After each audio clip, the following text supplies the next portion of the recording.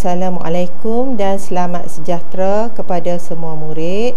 Saya Cikgu Azlia binti Mahmud. Pada hari ini subjek sains yang kita mulakan dengan bab 1 iaitu rangsangan dan gerak balas.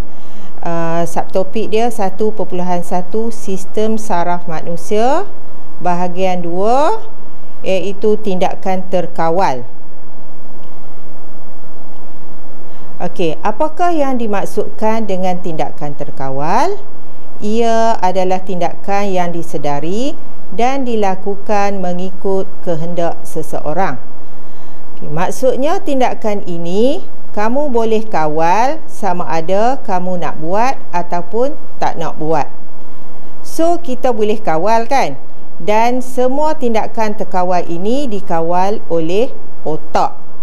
Okey, otak akan mentafsir impas seperti bunyi telefon. So, gerak balas kita adalah mengangkat telefon. Itu adalah tindakan terkawal. Antara contoh tindakan terkawal yang lain ialah membaca, menulis, bercakap, makan, minum, berjalan, berlari dan bersenam. Okey, adakah tiba-tiba kita bangun, kita berlari tanpa kita sedar?